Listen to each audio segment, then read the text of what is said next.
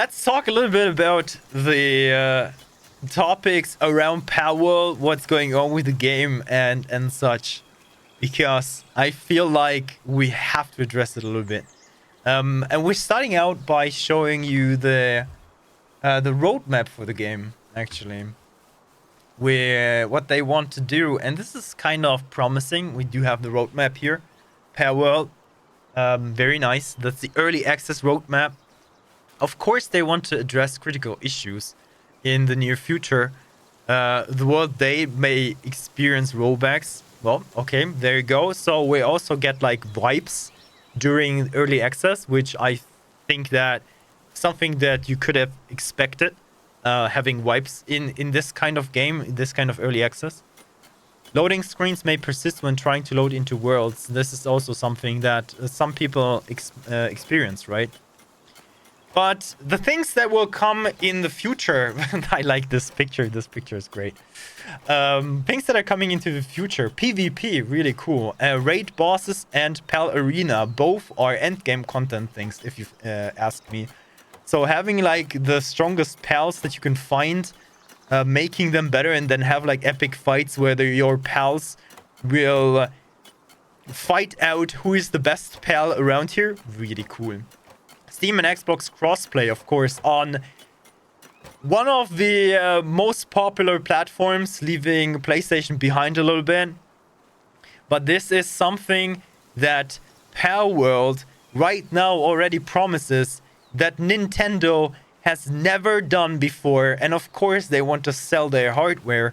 But damn it, having a game like that with the Pokemon formula in on PC and on Xbox is just fantastic. I want to start sharing you something that Josh Strife said, and this is definitely AI copyright. This is exactly what I think here.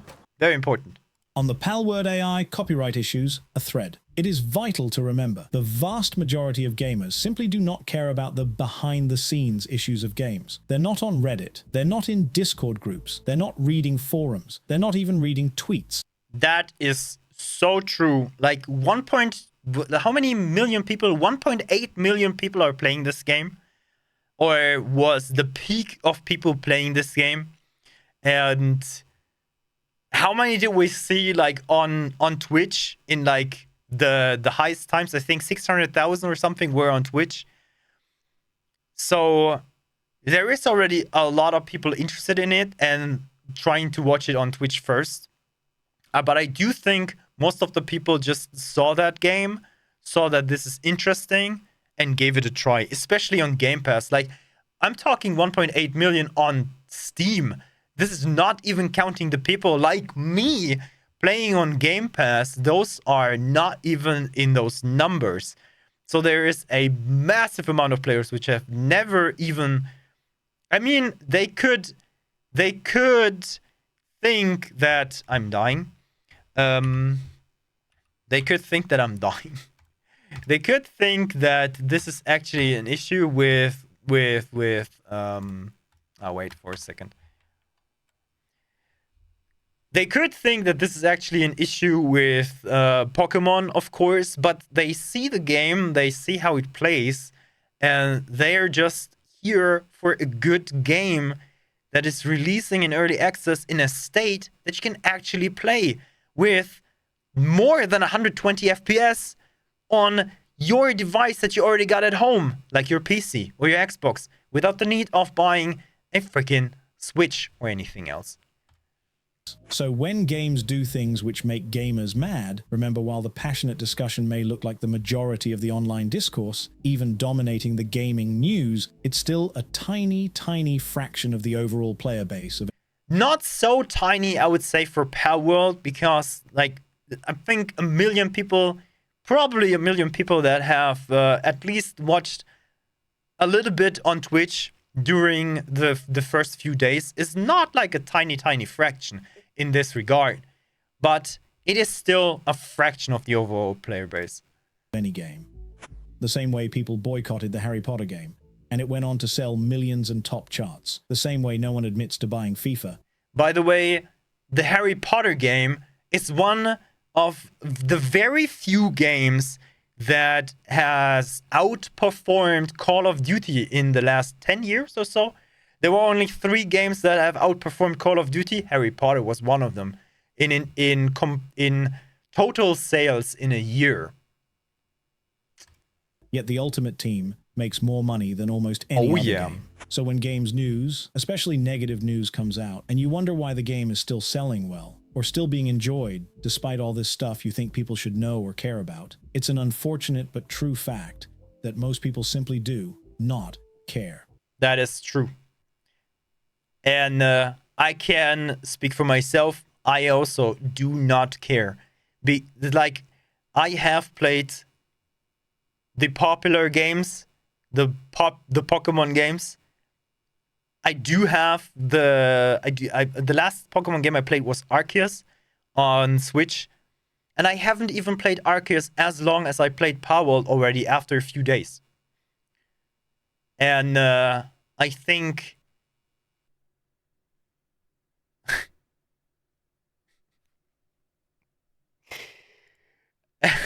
okay, game breaking on me. And I think that we deserve something that is more like PALWORLD and more like Arc, but in the Pokemon environment.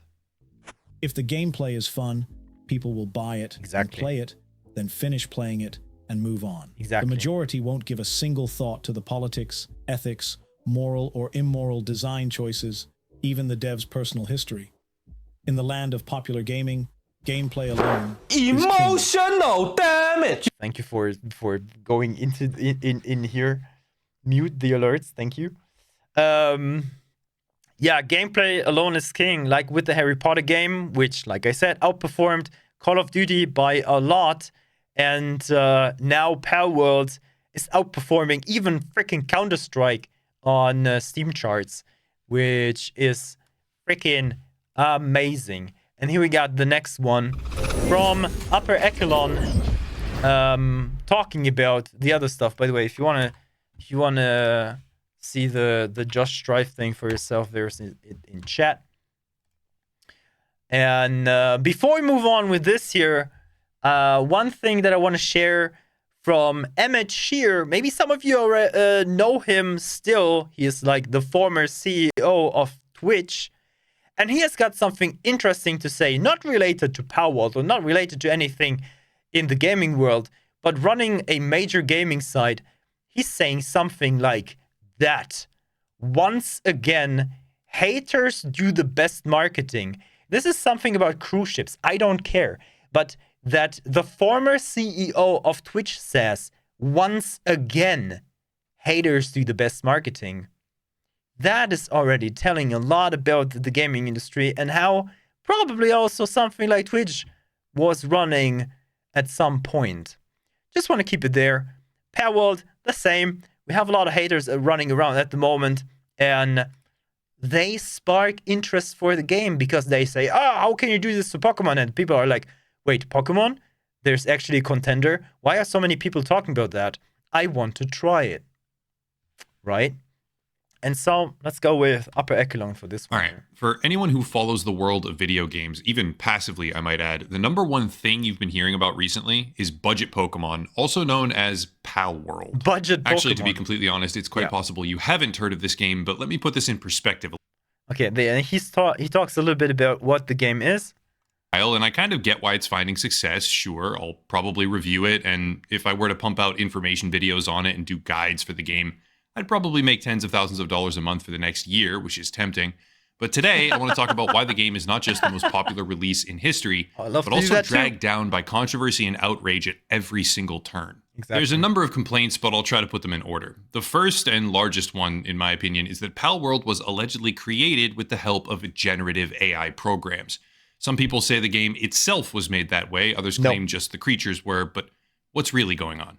Well, for starters, people think that because one of the prior games that the developers of PALWORLD came out with was called AI, standing for Art Imposter, where generative AI and artwork comprised the central pillar of the gameplay loop.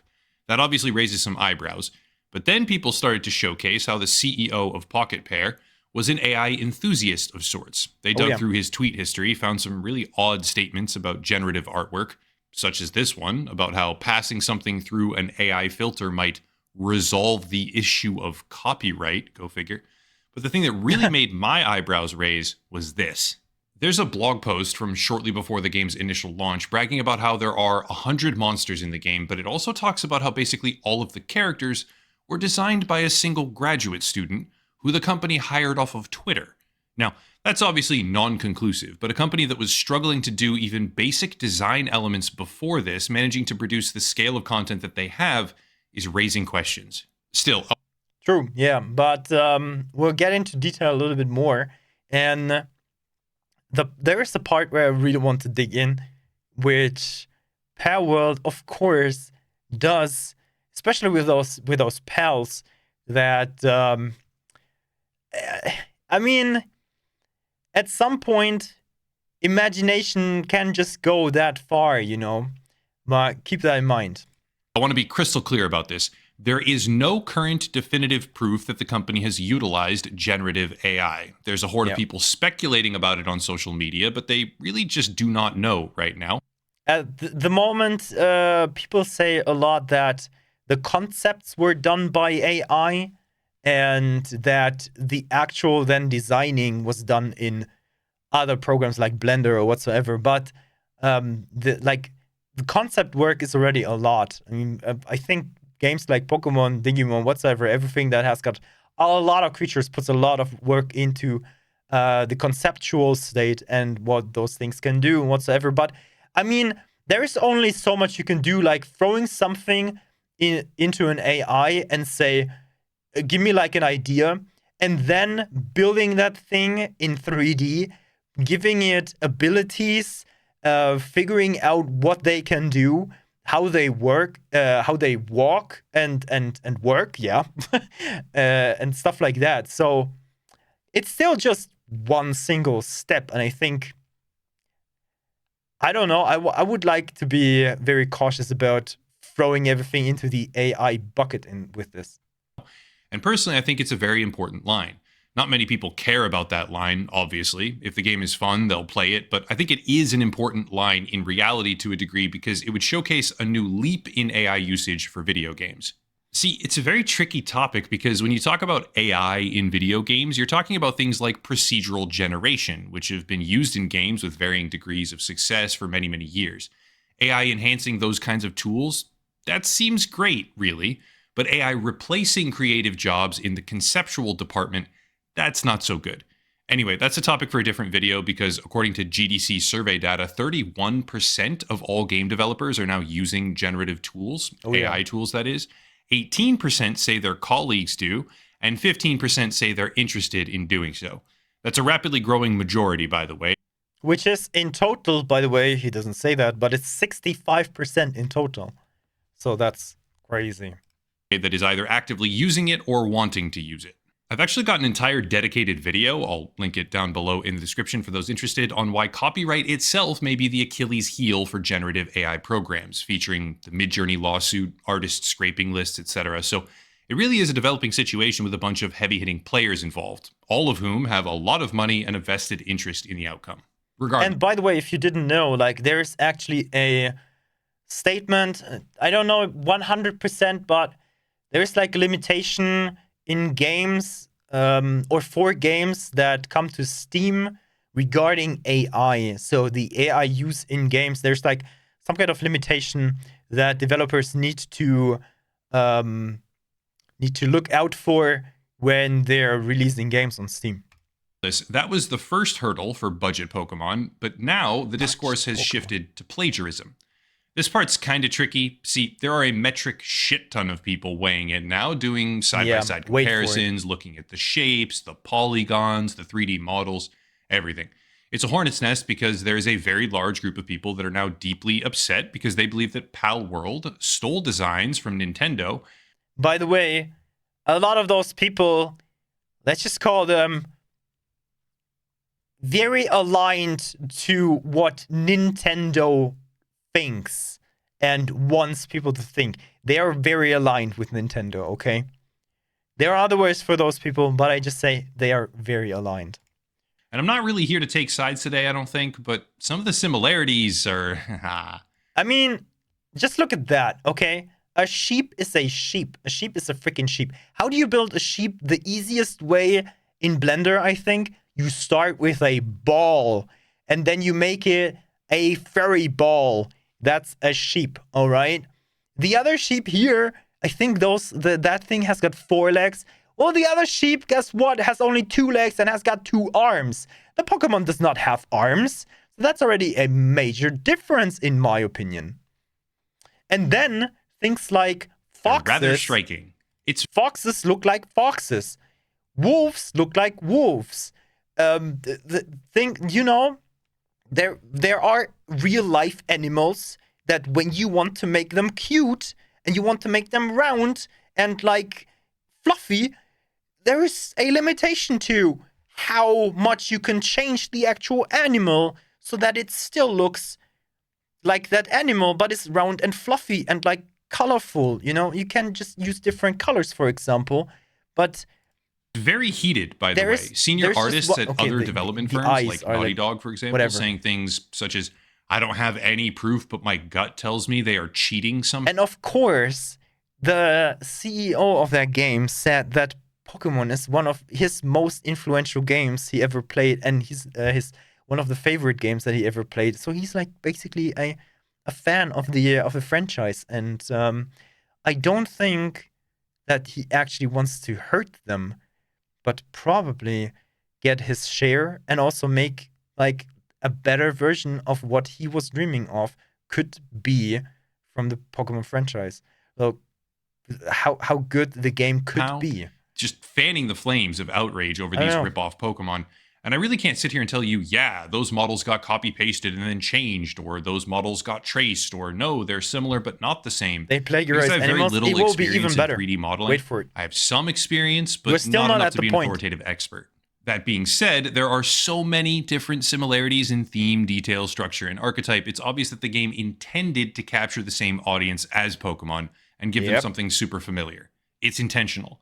Whether or not that level of intention... That's like... This is the animal, you know? Like, at some point... This is like the... I don't know how it's called. Like, this is like some kind of water creature, and it just looks like that. You make it round, it looks similar, okay? Constitutes something Nintendo can sue over is a different story, but they're probably gonna sue.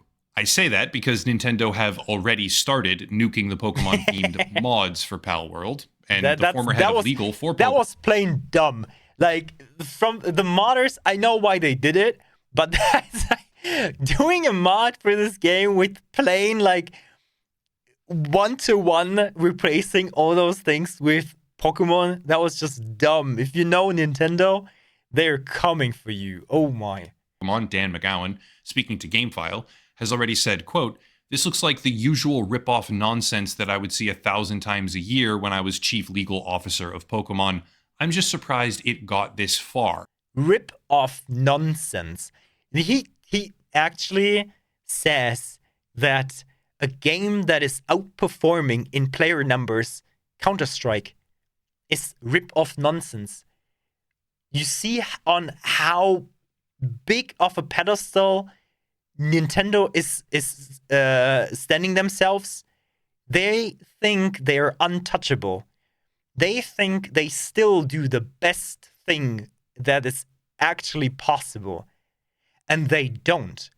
Like, PALWorld is definitely showing that whatever Nintendo did with Pokemon, especially in the last 2 releases, is just a lackluster. It's a dumbed down version of what it could have been the entire time.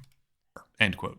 Nintendo can likely draw on a bevy of different examples for this if they decide to go the legal route. Shout out to Eric Covington for these examples here, which point towards the idea that a video game's look and feel may be protected under existing copyright law, and also that confusion created among an audience can be used as justification for why a work is infringing.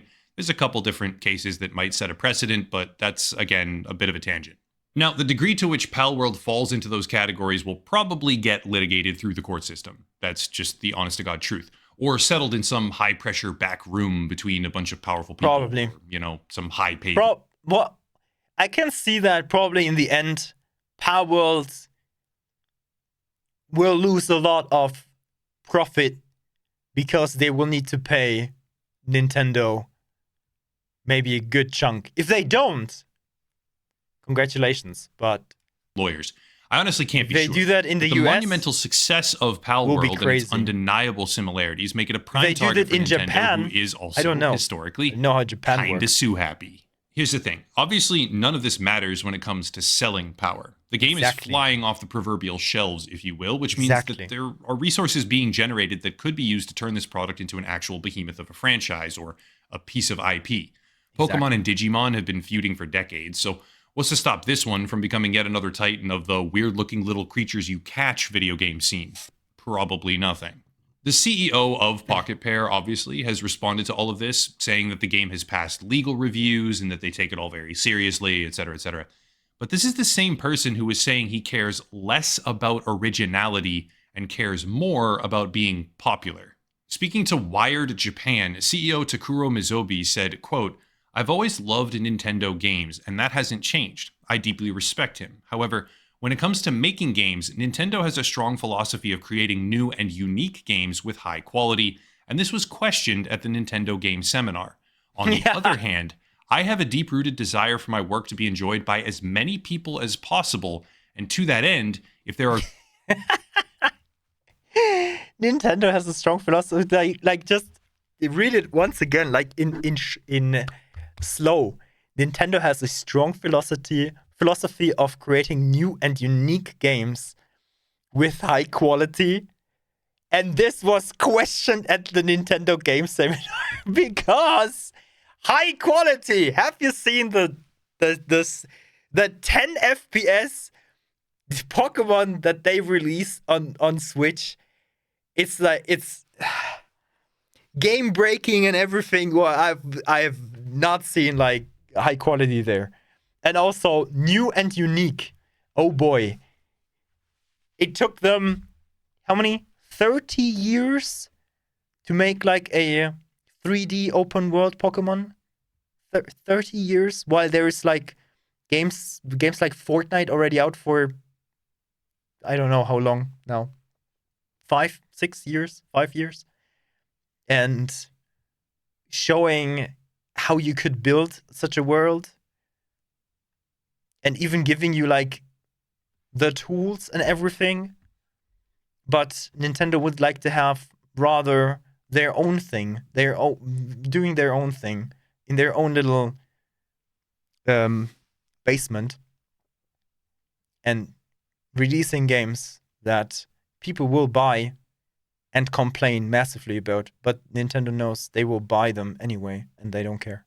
Good ideas in the world, I pick them up, and I don't necessarily have to be particular about originality. I think it would be a good idea to create things in a way that just jumps on what is trendy, end quote.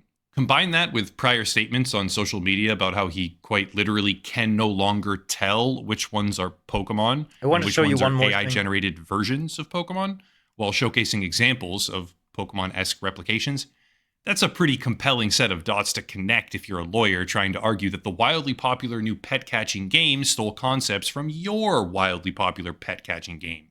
It's a very fine line between the legal quagmire of outright asset theft and a perfectly legal off-brand style ripoff. And one thing standing tall right now as a testament to the game's potential future is Craftopia, a game also developed by Pocket Pair. Craftopia is very clearly inspired, right, to use that word in a very general sense, by Zelda Breath of the Wild, with a multitude of elements seemingly lifted directly out of the game. But it was made, sold, and subsequently played by a lot of people over the span of years, only now getting review bombed because it has seemingly been abandoned in favor of PALWORLD. There were no lawsuits that I could find, at least, and the game persisted as a not-so-different but kinda different gameplay experience ever since 2020, making it much more believable that PALWORLD will find its way forward without getting sued into oblivion by Nintendo necessarily, despite the mountain of similarities and remarkably similar concepts. In summary, there is absolutely no hard evidence whatsoever that PALWORLD has used generative AI, but the CEO is very enthusiastic about that possibility and concept, having directly showcased and compared AI creatures to actual Pokemon in the past. And his studio also made an AI game before this that used artwork as the core concept. He's not a fan of originality. The PALs were mostly made by apparently a graduate student that the company hired off of Twitter, and the models are very similar in a few ways that will have to be sorted out by lawyers. The list of similar themes and creatures is very, very long, but the developers kind of already did that in the past once before, and they got away with it, making this a budget Pokemon ripoff, at least in my opinion. Those are my words, and again, just an opinion, that somehow became the most popular game release of all time and shows no signs of slowing down. It's fun for a bit, and depending how things go, I guess I could maybe do a review and a guide video, but I'm just not... Wait, one more thing that I wanted to show you, and this is like, there's a Reddit thread, really nice. It says, PALWORLD is ripping off Pokemon. Oh, wait, that is Pokemon ripping off Dragon Quest. Oh, yeah, right. Hey, can I copy your homework? Sure, just make it look different so that it doesn't look like you just copied it. Sure thing. Like, Pokemon is not like the brave child that was always acting as an angel. No, they have their own little secrets that they probably, I don't know, paid probably a lot of money for the other side to be quiet about that.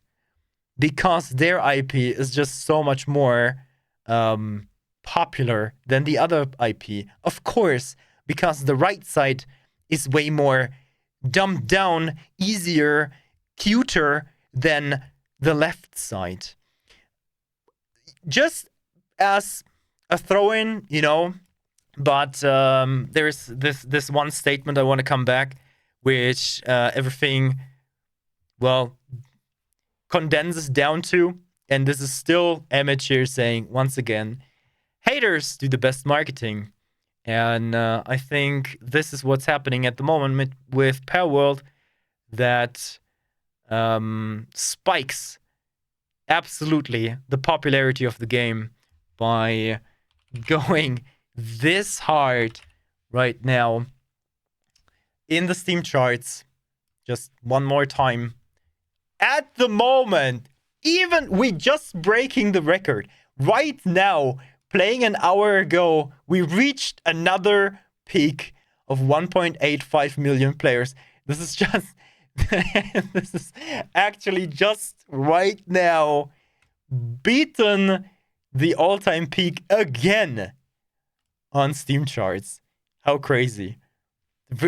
In the minute, even more players and more players. The trend is going up. So more and more people are playing at the moment. And this here will go even higher. I think we will see the 2 million mark hit on Steam. Probably even today. Who knows? But that was all about PALWORLD and the discourse and everything that I got to say. I enjoyed it a lot. If you have anything else to add to that, add it in the comments. Thank you so much for listening to my TED Talk. And we're going back to playing the game. Thank you. Have a good one.